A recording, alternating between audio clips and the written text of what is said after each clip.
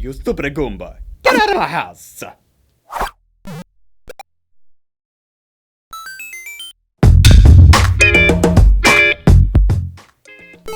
It's me, Mario, and welcome to a Film Learnin, the show dedicated to learning you some filmmaking and learning you good. Today I'm not gonna keep doing that, it's ridiculous. I have some dignity, people. Oh, shut up. So today's effect is a request from Taco Sun King, who asked, are you ever planning on doing the Mario Fireball effect where it bounces along the ground? Yep. And we're doing it today, you mad king of golden tacos. Now before we get started, you may notice my eye is kinda f***ed up. Whoa!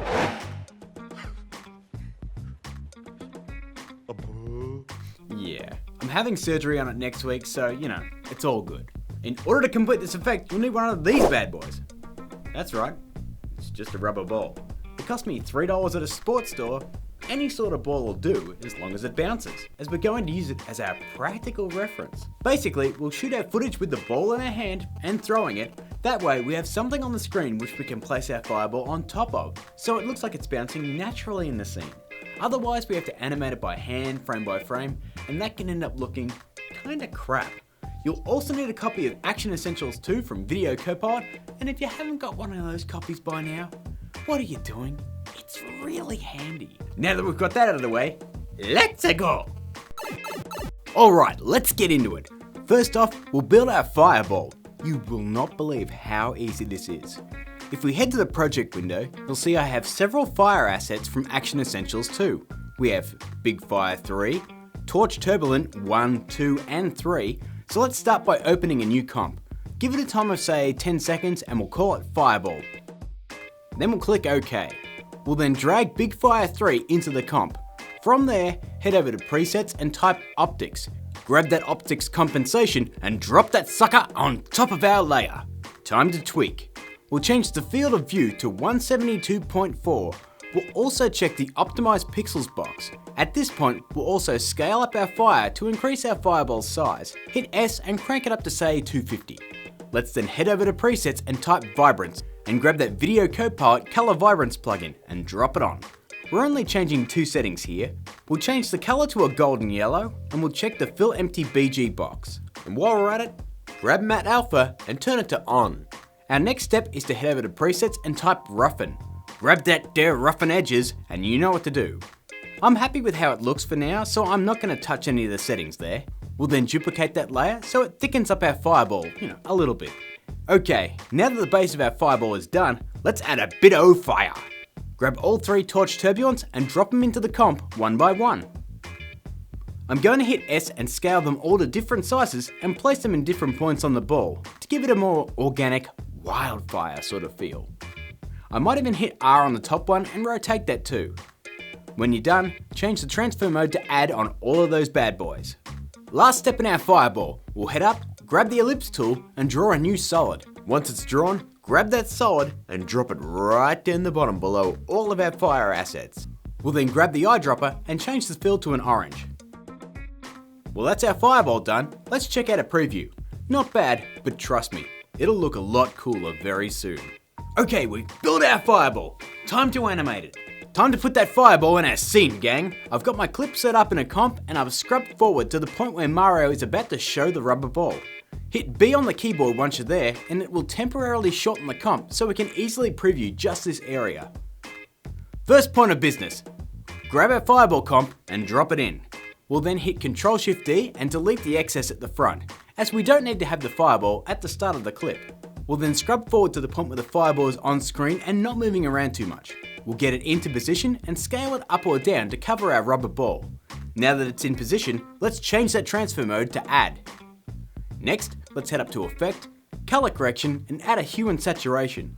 I'm just going to remove some of the saturation from the fire to better suit our scene.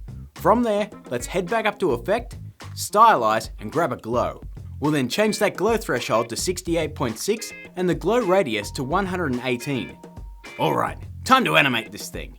Hit P and let's hit that stopwatch on position. We'll then go frame by frame, covering our rubber ball all the way to the point of it going off screen.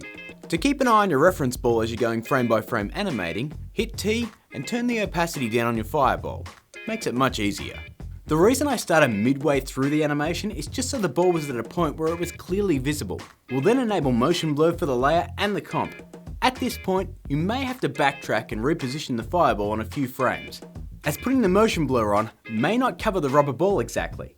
So scrub through your footage and reposition the fireball when you find these frames.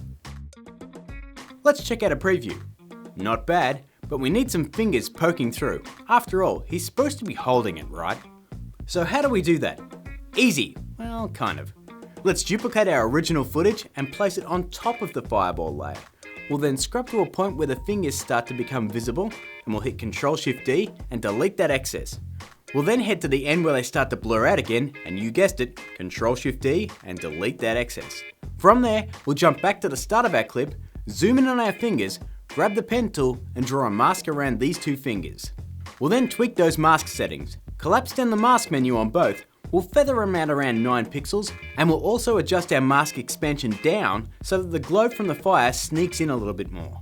From there, this is where the fun begins. Not really. Hit the stopwatch on mask path for both, turn off the fireball layer, and we'll go frame by frame adjusting the mask shape and position to keep our fingers on that ball. This can take some time, but it sells the effect so much better.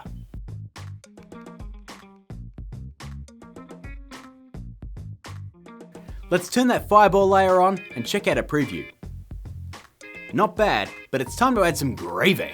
Just a quick note, I also did the same masking with my head since I was dumb enough to, move my hand behind me. Try and avoid that if you can, but if you accidentally do, it's no big deal because we now know how to fix it. Let's head up, grab a new adjustment layer, enable motion blur, we'll then grab the ellipse tool and draw a mask around our ball. We'll then collapse down the mask menu and then feather it out around 90 pixels. We'll then jump up to Effect, Color Correction and add Exposure. Let's change the exposure amount to 2.16. Looks better, eh? If it looks a little too bright, just bring down the opacity and have a play around there. But I don't feel like animating this layer frame by frame too, so let's cheat.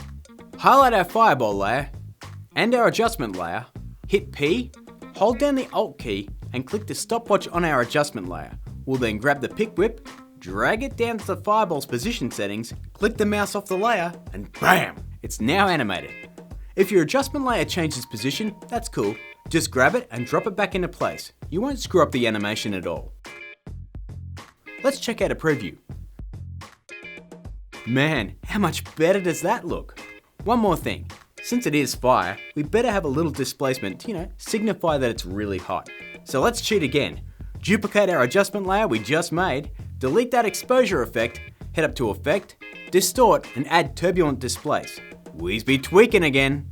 Change the displacement to Twist Smoother, the amount to -6, the size to 94, the complexity to 5.2, then we'll head to the start of the adjustment layer, hit the stopwatch on Evolution, head to the end of the comp, and then set it to 2. Now since Turbulent Displace warps everything, we'll trim the comp so it doesn't warp parts we don't want, like this bit here. We'll just trim the clip until the fireball is away from the edge of the screen. Don't forget to trim it at the end when you throw the fireball too. Let's check out one more preview. Done and done, guys. But what about the ball bouncing? That's easy. Copy the fireball comp from our last shot, paste it in and remove the position animation. Follow the same animation steps in our previous shot as seen in this sped up animation goodness. The only difference between these shots is that the ball gets smaller as it moves away from camera. To accomplish this, you simply animate the scale to match the reference ball. It's only 2 frames of animation really, a start size and an end size. We'll also add the same adjustment layer with the glow and animate its position the same way as the last shot. I didn't add the turbulent displace to this shot as the ball is moving the entire time, so you can get away with not having it. Let's check out a preview. Nice work if I do say so myself. Now, I know you can see I haven't mentioned how to add the Goomba and dispatch him. That's on purpose. Tune into Film Learning in a couple of days and we'll have a quickie episode on how it was done, because it's pretty damn easy. Add all those steps together and you'll fire out something like this. Hey, you stupid Goomba! Get out of my house! So that's a Super Mario fireball effect. It's a pretty pretty easy one to do, even if the animation can get, a little tedious. But that's it for this week, gang. Stay tuned, because next week we'll be sticking with our Mario theme with some face-pulling action. If you're new here, hit that subscribe button. Don't forget to like and share the video. Here's my Twitter, Join the Facebook page, and as always, keep learning.